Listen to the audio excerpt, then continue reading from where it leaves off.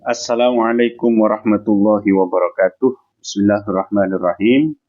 Ini adalah tema terakhir, kalau bisa dikatakan ini bab terakhir dari kitab Adabul Islam fi Nidhamil Usrah. Setelah hatam kitab ini, insya Allah saya akan mengaji kitab yang baru yang berjudul Mukasyafatul Qulub, karyanya Al-Imam Al-Ghazali. Kita akan membahas tentang tasawuf, persoalan-persoalan tasawuf di situ ya. Bismillahirrahmanirrahim. Tahrimu nikahil mut'ati, keharaman nikah mut'ah, nikah kontrak. Naktubul yauma, pada hari ini kita menulis fi maudhu'i tahrimi nikahil mut'ah, dalam topik haramnya pernikahan mut'ah. La likaunihi amron muskilal hukmi, bukan karena nikah mut'ah itu adalah sesuatu yang problematis secara hukum atau janggal secara hukum. Au gharibal ilmi, atau yang aneh hukumnya, bukan aneh secara keilmuan, secara pengetahuan. Bal huwa hukmun, akan tapi nikah mut'ah adalah hukum, keharaman tentang nikah mut'ah adalah hukum masyhurun, yang masyhur. Wa yujadu, dan dapat ditemukan fi asghari kitabin fiqhin, pada kitab fikih paling kecil sekalipun. Walakin naktubu fihi, tetapi kita menulis tentang topik ini raddan, karena menolak, karena mengcounter alama atas sesuatu nasyarathu ba'dus suhufi, yang disebarkan oleh koran-koran wal majallatu, dan majalah, minta yidi ra'yin, yang menguatkan, yang mendukung pendapat batilin, yang batal, yang sesat, saudara yang muncul min ba'dil juhala'i, dari sebagian orang-orang bodoh. Yad'u, di mana dia mengajak liibahati nikahil mut'ati, untuk memperbolehkan nikah kontrak, nikah mut'ah. Badala i'adatil bighai, sebagai ganti dari pengulangan praktek pelacuran ar-rasmi, yang resmi. Alladhi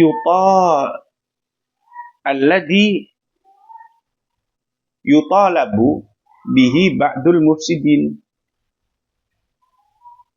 hal yang dituntut sementara oleh sebagian orang yang membuat kerusakan. Hal yang diminta oleh sebagian orang yang memang niatnya adalah membuat kerusakan di dalam syariat Islam. Fakana hadzal ra'yul fasid, maka pendapat yang rusak ini kharqan lil ijma'i, itu merobek ijma' ulama atau berseberangan dengan ijma' ulama, ya, dengan kesepakatan ulama. Wadi'ayatan, dan ajakan, berupa ajakan liibahatil muharrami, untuk memperbolehkan hal yang haram, yang diharamkan oleh Allah Subhanahu wa ta'ala. Dan tentu itu tidak boleh.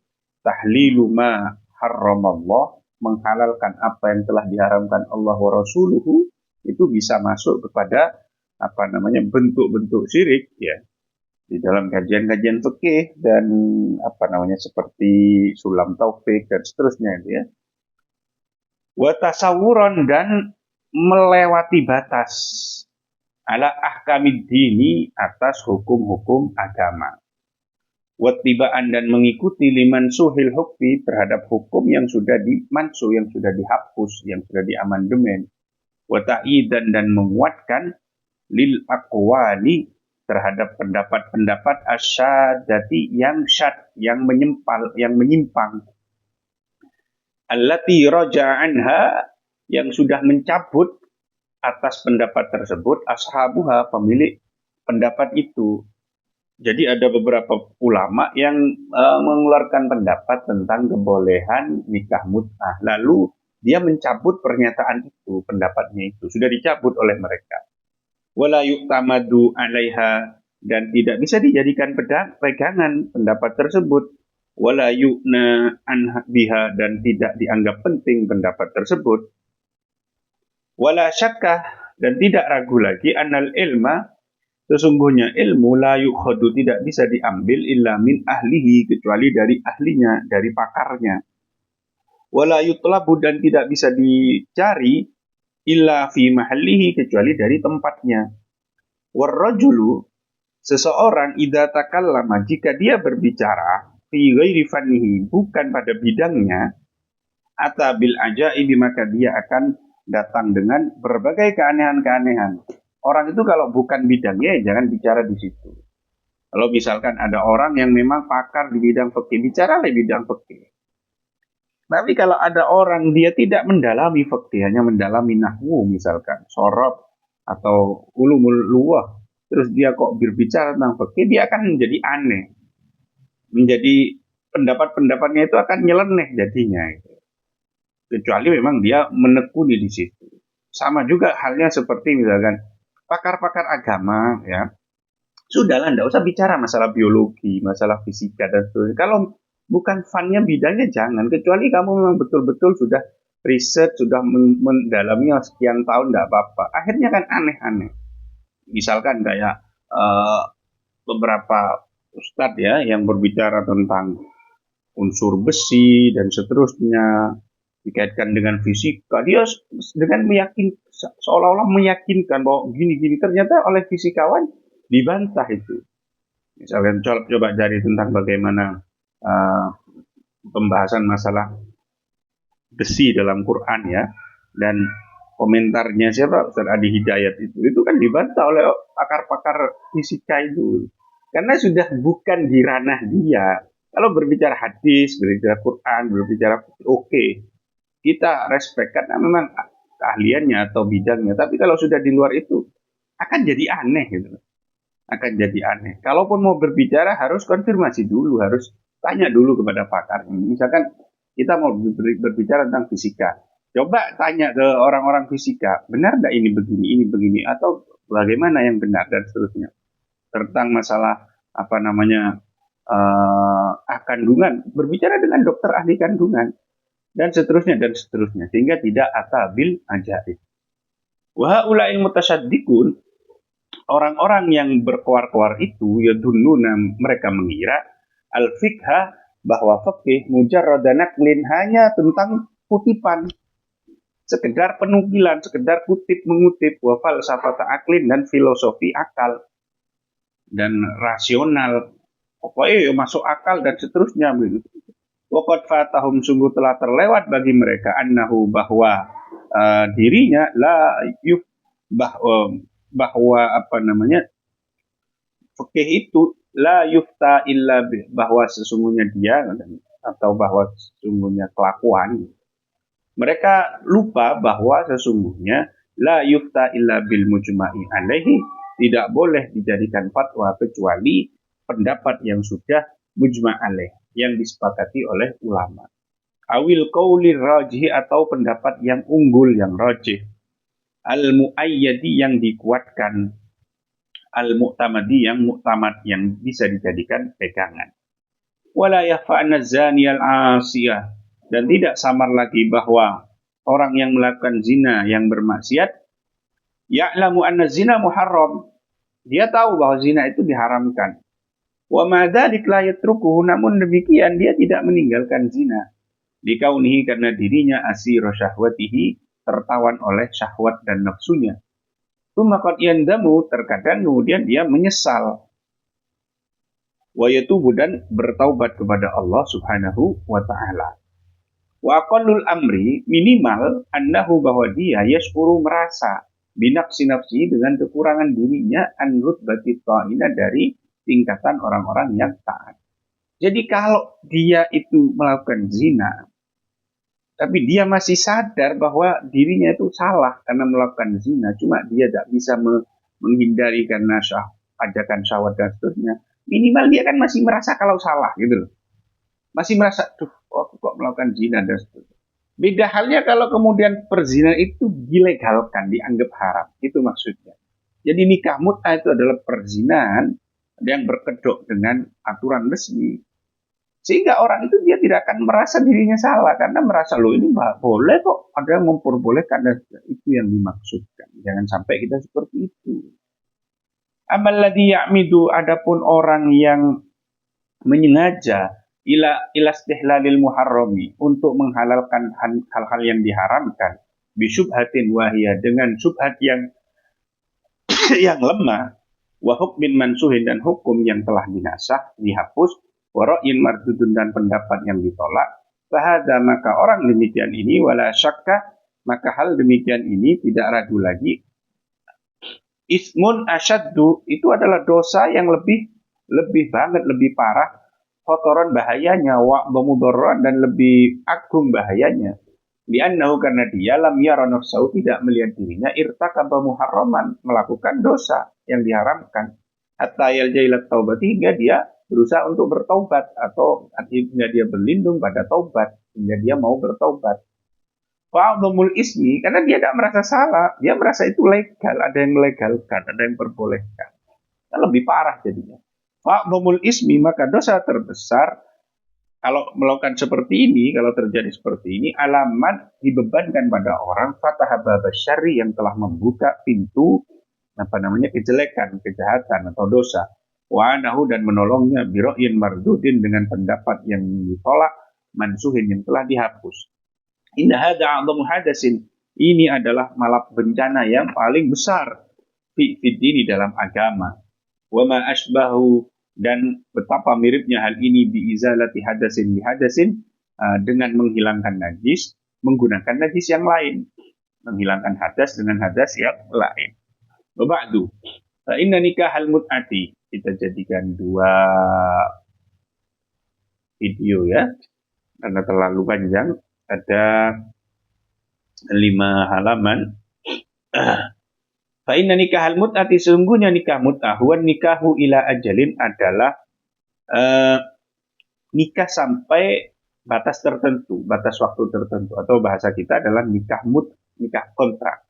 Waqad takarrar, dan sungguh telah berulang kali fiha, terkait mut'ah itu, an-nashu, penghapusan hukum minasyari'i, dari nabi, dari pembuat syariat, yaitu Allah dan Rasulullah SAW, baina tahrimin tarotan, terkadang satu saat diharamkan, wa ibahatin ukhra, dan di lain waktu diperbolehkan. Tsumma istaqarral amru, kemudian persoalannya menjadi tetap, ya, ala tahrimihi, atas keharaman nikah mut'ah tadi, fi ghazwati Khaibar, pada perang Khaibar. Jadi memang pernah terjadi penghapusan hukum, diperbolehkan, diharamkan, dan seterusnya. Tapi kemudian endingnya adalah ketetapan terakhir dari Nabi, sebagaimana terjadi di perang Khaibar, bahwa nikah mut'ah itu, nikah kontrak itu sudah tidak dilegalkan lagi dan diharamkan. Bahwa ihdal masaili, nikah mut'ah adalah salah satu dari sekian permasalahan, allati takarrara, yang berulang kali, fiha, di dalamnya, an-nashu, penghapusan hukum, minasyari'i, dari pembuat syariat Allah dan Rasulullah. Katahrimil khamri, persis seperti pengharaman khamr, itu kan berulang kali pengharaman khamr. Wa akliluhumil humuri, dan makan daging keledai al-ahliyati, yang hidup di lingkungan penduduk, yang tidak liar, itu kan diharamkan, diperbolehkan. Wastiqbalil kiblati, dan menghadap kiblat. Pernah disuruh menghadap ke Baitul Maqdis, habis itu dihapus, ya, dan seterusnya. Wala syakka, dan tidak ragu lagi, annana, bahwa kita muta'abbaduna, disuruh beribadah, bima balagona, dengan sesuatu yang telah sampai kepada kita, anisyari, dari pembuat syariat. Waqad sahhalana, dan sungguh telah sah bagi kita, anhu, dari pembuat syariat, at-tahrimul mu'abbadu, pengharaman yang selamanya, wa mukhalafatu, pengharaman yang selamanya, tentang nikah mut'ah tadi. Wa mukhalafatu ta'ifatin, adapun perbedaan sebagian minat sahabat, dari sahabat, wa ruqadihatin, itu tidak menjadikan cacat, tidak mengurangi, tidak menjadikan cacat, fi hujjiyatihi, dalam hujjah, dalam hujjah keharaman keharaman nikah mut'ah tadi. Kesana dulu sama kakak diambil, Kak. wala qa'imat talana bil ma'dirati, dan kita tidak mempunyai daftar bil ma'dirati, daftar terkait udur alasan anil amali bihi untuk mengamalkan nikah mut'ah. Dan kita tidak ada alasan untuk melaksanakan nikah mut'ah itu. Di zaman awal-awal mungkin ada alasan memang, tapi sekarang sudah tidak ada alasan. Sudah diharamkan secara final. Jadi kalau bahasnya final and binding. Kaifa wal jumhuru minas sahabat, meskipun ada sebagian sahabat dulu itu memperbolehkan, tapi itu kan sudah dicabut kembali pendapatnya oleh orang-orang tersebut. Kaifa wal jumhuru, bagaimana mungkin padahal mayoritas minas sahabati dari sahabat qad hafidut tahrima, telah hafal hukum keharaman tersebut, wa amilu bihi, mereka mempraktekkan keharaman itu, warawahu lana, dan meriwayatkan kepada kita. Hatta qala Umar radhiyallahu anhu, hingga Umar berkata, fima akhrajahu anhu Ibnu Majah, dalam hadis yang diriwayatkan dalam suatu yang diriwayatkan oleh Ibnu Majah bisnadin sahih, dengan sanad yang sahih. Inna Rasulullah SAW adina lana fil mut'ah salasan, sesungguhnya Rasulullah memberi izin kepada kita fil mut'ah, di dalam nikah mut'ah salasan, sebanyak 3 kali. Summa harramaha, kemudian Nabi mengharamkannya. Wallahi, demi Allah, la a'lamu ahadan, tidaklah aku mengetahui seseorang tamatta'a, yang melakukan nikah mut'ah wa huwa muhsanun, sedang dia muhson, sudah menikah, maksudnya muhson, illa rajamtuhu, kecuali aku akan merajam orang itu bil hijarati, dengan batu. Jadi dianggap sama dengan zina oleh siapa? Umar bin Khattab. Itu Umar gitu loh, sahabat yang dekat dengan Nabi, nomor 2 terhebat, paling utama setelah Abu Bakar. Wa ma warada, adapun sesuatu yang datang, anna Rasulullah sallallahu alaihi wasallam, bahwa Rasulullah sallallahu alaihi wasallam naha anil mut'ah, telah melarang nikah mut'ah yaumayil fathi, pada 2 hari, yaitu hari Fathu Mekah, penaklukan kota Mekah, wa hajjatil wada'i, dan haji wada'. La yaqiru, itu tidak mengkeruhkan, alama taqaddama, atas apa yang telah terdahulu, min annahu, bahwa Nabi naha, pernah melarang, anha, terkait nikah mut'ah, yauma Khaybar, pada perang Khaybar. Yanal qasda, karena sesungguhnya tujuannya, min i'adatin nahi, dari mengulangi pelarangan, anha, tentang nikah mut'ah, isya'atun nahi anha, adalah menyebarkan pelarangan itu. Jadi kenapa kok diulangi? Dulu Fatu Mekah dilarang, sekarang pas Khaybar kok dilarang lagi. Itu untuk penegasan, agar lebih viral, agar lebih tahu semua. Wa ta'mimu isya'ati, dan memperluas penyebarannya, wasama'ihi, dan mendengarkannya, fil jam'il kasir, dalam halayak yang ramai.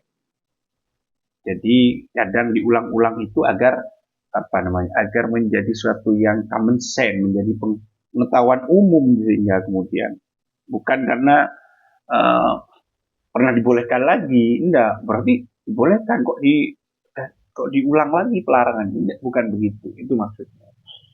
Wafil Bukhari, dalam kitab Bukhari, di kitab Ad-Daba'i, dalam kitab Ad-Daba'i, min tariqi Malik, dari jalur Malik radhiyallahu rahimahullah taala, nah Rasulullah SAW, Rasulullah melarang yauma Khaybar, pada perang Khaybar, an mut'atin nisa, melarang nikah mut'ah dengan para perempuan, wa an luhumil humuril ahliyah, dan dari daging keledai yang hidup di lingkungan penduduk. Wa hakadha akhrajahu Muslimun, demikianlah diriwayatkan oleh Imam Muslim, min riwayat Ibnu Uyainah, dari riwayat Ibnu Uyainah. Wallahu a'lam bishawab. Subhanakallah wa bihamdik, asyhadu an la ilaha illa anta, astaghfiruka wa atubu ilaik. Assalamualaikum warahmatullahi wabarakatuh.